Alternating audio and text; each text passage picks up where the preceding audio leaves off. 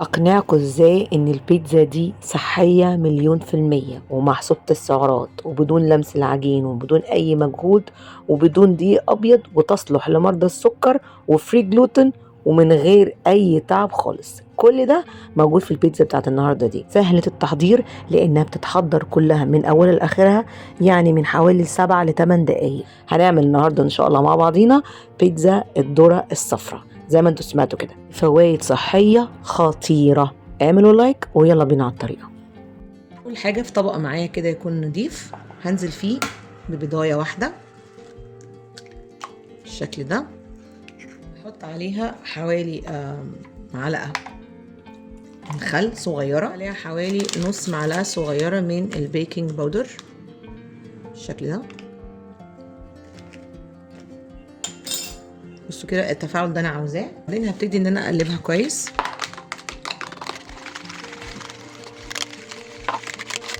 خلاص تمام كده.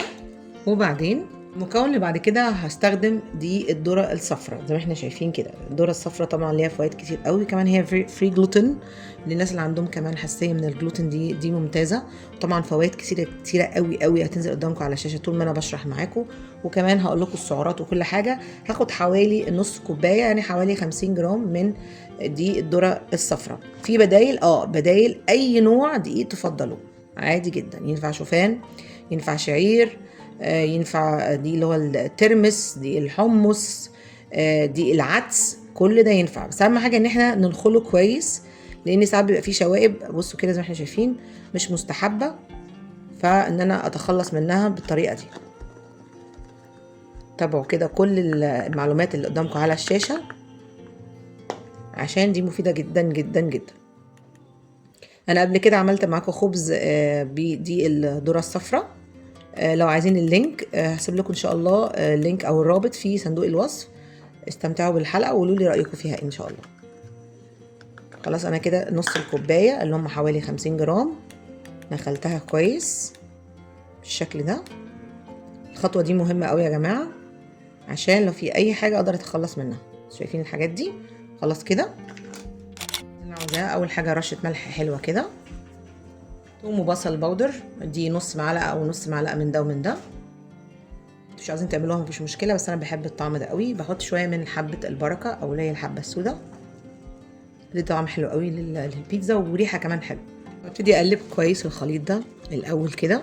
طبعا هيحتاج اكيد ماده سايله معايا لان انا هعملها سايله مش هعملها عجينه، يعني ممكن تخلوها كده تبقى عجينه دي ينفع عادي، بس انا هعملها عشان انا مش عايزه امد ايدي في العجين بقى ولا اعمل مجهود، فهعملها سايله وبرده تطلع معايا ممتازه ان شاء الله. بصوا الشكل ده اهو. بصوا بقى احنا ممكن نزود حليب او ممكن نزود زبادي او ممكن نزود ميه عشان برضو انا مش عايزه اعلي سعرات معايا. فالميه هتتحط برضو بالتدريج، خدوا بالكم ما تحطش مره واحده لغايه ما توصل معايا للقوام اللي انا هوريه لكم دلوقتي اهو. تقلب بس كويس جدا واتاكد ان كل جزء فيها اتشبع بالميه معايا. بصوا لسه شويه، هزود كمان شويه ميه كمان، دي حوالي نص كوبايه ميه بس طبعا انا مش هاخدها كلها يعني. ده القوام بتاع العجينه، يبقى بالمنظر ده كده، ينزل قطع كده، مبقاش ميه قوي فاهمين قصدي ولا يبقى سميك، هو ده القوام المطلوب بالظبط. خلاص طيب اخدت قد ايه من الميه؟ يعني حوالي يمكن ربع كوبايه ميه من نفس الكوبايه اللي انا عايرت بيها الدقيق بتاع الذره الصفراء. هعمل ايه بعد كده؟ في طاسه غير لاصقه كده بالمنظر ده، لازم تكون غير لاصقه يا جماعه عشان النوع من ده يعني النوع ده من الدقيق بيبقى لاصق قوي، وبرده عشان نضمن الدنيا معانا هنحط كام كده قطره بسيطه من الزيت. طبعا انا زيت الزيتون اللي بستخدمه في الوصفه دي. خلاص وبعدين هبتدي ان انا انزل بالخليط بتاع البيتزا بتاعي بالمنظر ده. بصوا ده القوام المطلوب، مبقاش اخف من كده ولا اتقل من كده. اوكي اهو. فكرة انا عملت معاكم كميات رهيبه من البيتزا وكلها طبعا صحيه. هسيب لكم المنيو بتاع البيتزا في صندوق الوصف، تابعوه يا جماعه، في كل الانواع اللي ممكن تتخيلوها طبعا كلها صحيه. هبتدي ان انا اوزع، طبعا النار بتكون هاديه. هبتدي ان انا اوزع الخليط بتاع العجينه بالمنظر ده، احاول ان انا اخليه متساوي على قد ما اقدر زي ما احنا شايفين كده بقت بالمنظر ده. هعمل سويت على قد ما اقدر. طبعا هعمل طبعا حطها على النار مهديه النار بس مش اوفر قوي يعني. هسيبها حوالي ممكن دقيقتين 3 بس لغايه ما تبتدي تاخد وش معايا كده من تحت، ونبتدي نقلبها واوريكم الخطوه اللي بعد كده. دقيقتين ل3 دقايق كده زي ما قلت لكم. النار طبعا زي ما قلت لكم بتكون هاديه، وابتدي ان انا اقلب البيتزا بتاعتي القمر كده. بصوا سهله جدا. طب هعمل ايه؟ هطفي النار دلوقتي.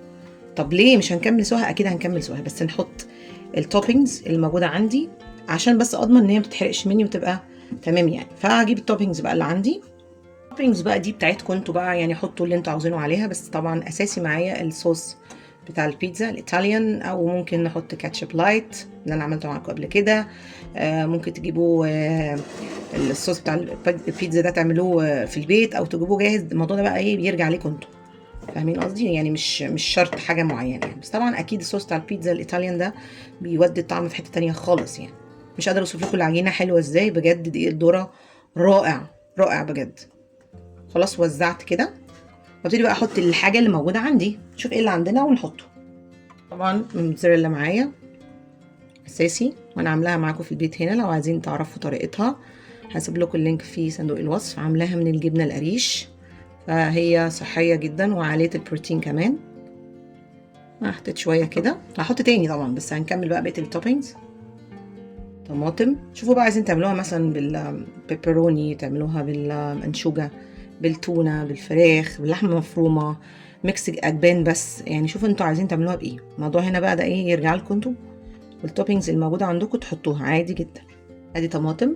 يعني مياله انا اعملها بالسوسج، بتبقى لذيذه قوي. نفسي فيها طبعا. مش عيب يعني احنا نعمل حاجه زي كده. بناخد كميات بسيطه مش اوفر يعني. شويه كمان من المشروم. مشروم معلش يعني شكله مرهق شويه، لان انا بجيب كميات وبحطه في الفريزر. وبعدين هكمل بقى بالاجبان او ميكس الاجبان اللي عندي. يعني حاجات بسيطه كده. دي جبنه كانت عندي طبيعيه ما حدش عايز ياكلها، عادي جدا نستخدمها ونعملها عادة تدوير زي ما بيقولوا. شويه من التشيدر بالشكل ده. حطوا نوع الجبن اهم حاجه يكون طبيعي عشان ما يعليش معانا سعرات.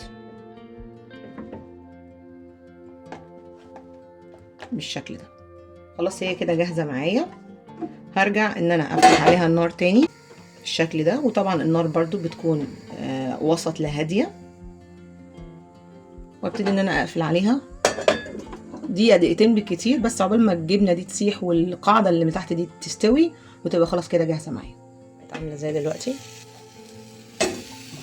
واو، جبنه ساحت اهي وبقت تمام. وطبعا من تحت بشوف اذا كانت استوت ولا لا. هي تمام خلاص كده. نبتدي بقى نقدمها لان لازم تاكل سخنه. بسم الله الرحمن الرحيم. تعالى كده. بصوا بمنتهى السهوله، ولا تعبنا بقى ولا لمسنا العجينه ولا الهواء. بصوا في منتهى الجمال ومستويه فلافي جدا ومنظرها تحفه. نحط بقى شويه كده من التوابل الايطاليه على الوش، انا بحب كده وبتعمل ريحه حلوه. لو ما فيش ممكن نحط اللي هو الاوريجانو اللي هو الزعتر يعني، شويه كده عشان الريحه كده. ريدي وزي الفل. نقرب ونشوف احلى تفاصيل.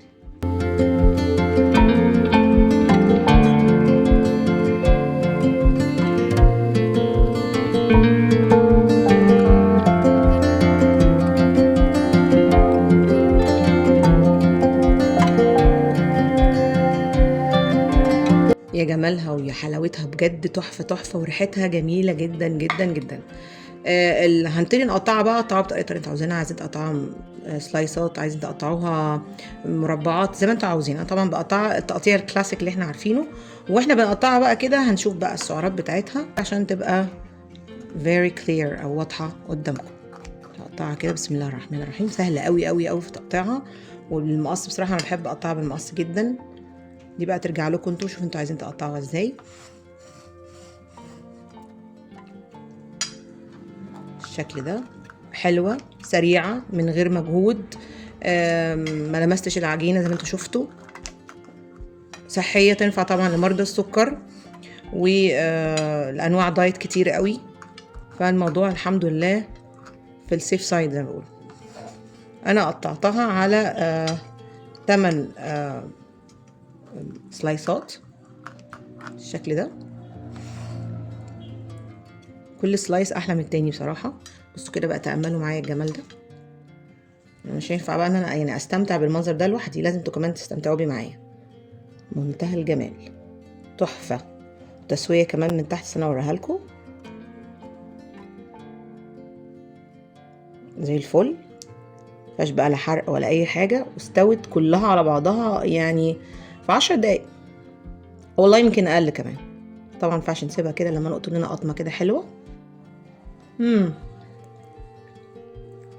حلوه قوي قوي وخفيفه، مش قادره اوصفها. انتوا يعني لازم تعملوها عشان تعرفوا ان قد ايه حلوه بجد بجد. تحفه تحفه. هناخد بقى منها على حسب السعرات بتاعتنا. قسموا السعرات اللي شفتوها دي على عدد السلايسات، ممكن تقطعوا اكتر ممكن تقطعوا اقل زي ما انتوا عاوزين. بجد بجد بيتزا منتهى الجمال، لازم يا جماعه تجربوها وتستمتعوا بيها زي ما انا استمتعت. يا رب تكون حلقه النهارده تكون عجبتكم. ما تنسونيش بقى باللايك والشير والسبسكرايب والفيس والانستجرام والتيك توك. بحبكم في الله. سلام.